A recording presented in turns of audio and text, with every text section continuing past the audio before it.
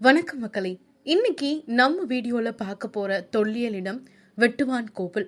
இந்த கோயில் தூத்துக்குடி மாவட்டத்துல கழுகுமலை அப்படிங்கிற பகுதியில அமைஞ்சிருக்கு.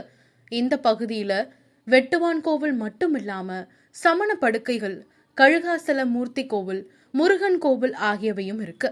பாண்டிய மன்னர்களுடைய ஆட்சிக்கு உட்பட்ட இந்த பகுதியில அமைந்திருக்கக்கூடிய கோயில பாண்டியர் கட்டிடக்கலையின் புதிய முயற்சி மட்டும் இல்லாம மைல்கல் அப்படின்னே சொல்லலாம். பொதுவா செங்கல், சுதை, மரம் போன்றவற்றிலிருந்து வேறுபாடா அமைந்ததுதான் இந்த பாறைகளை கொண்டு கட்டப்படக்கூடிய கட்டுமான கலை. அப்படிப்பட்ட இந்த கலையில குடைதல், கடைதல், கட்டுமானம்னு 3 வகை இருக்கு. குடைதல் பாறைய பக்கவாட்டுல செதுக்கி கட்டுறது. எடுத்துக்காட்டா சித்தனவாசல் கோவில சொல்லலாம்.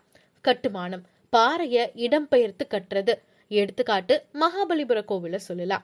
கடைதல் அதாவது ஒற்றைக்கல் மேலிருந்து கடைந்து கட்டுறதுதான் கடைதல்ல உள்வரும். இதுல 5 கோவில் இருக்கு தமிழ்நாட்டுக்குள்ள. அதுல இருக்கக்கூடிய வெட்டுவான் கோவிலை பத்தி தான் இன்னைக்கு நம்ம பார்க்க போறோம். கழுகுமலையில இருக்கக்கூடிய இந்த கோவில் ஏகப்பட்ட சிறப்பம்சங்களை கொண்டிருக்கு.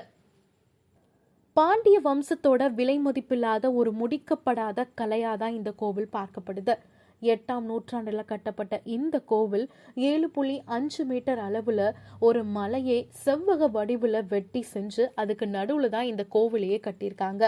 பாண்டிய கட்டிடக்கலைக்கு சொல்லப்படக்கூடிய எடுத்துக்காட்டுகள்ல முக்கியமானதுதான் இந்த கோவில். கோபுர பகுதியான கிரிவம், கண்டம், கோபுரத்தில் இருக்கக்கூடிய கோஷ்டம் மாதிரியான எல்லாமே முழுமையடைந்து கோவிலுடைய கீழ்ப்பகுதி மட்டும் செதுக்கப்படாம இருக்கு. இங்க இருக்கக்கூடிய கிரீவ கோஷ்ட சிற்பத்துல தெற்குல தட்சிணாமூர்த்தி இருக்காரு. அதுவும் அவர் கையில இசைக்குருவியோட இருக்காரு. வடக்குல முருகன் இருக்காரு. கிழக்குல அம்மையப்பனா சிவன் பார்வதி இருக்காங்க.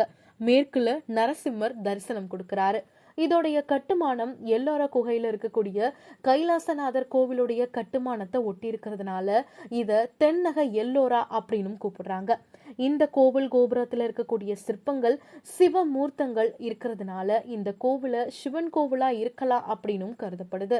இப்போ பிள்ளையார் சிலை கொண்டு இங்க வழிபாடும் நடைபெற்றுட்டு இருக்கு. இவ்வளவு சிறப்புமிக்க இந்த கோவில் இப்போ தமிழக தொல்லியல் துறையுடைய கட்டுப்பாட்டுல இருக்கு. அது மட்டும் இல்லாம இத மாதிரி நிறைய தொல்லியல் சம்பந்தமான விஷயங்கள் தெரிஞ்சுக்க நம்ம சேனலை ஃபாலோ பண்ணிக்கோங்க.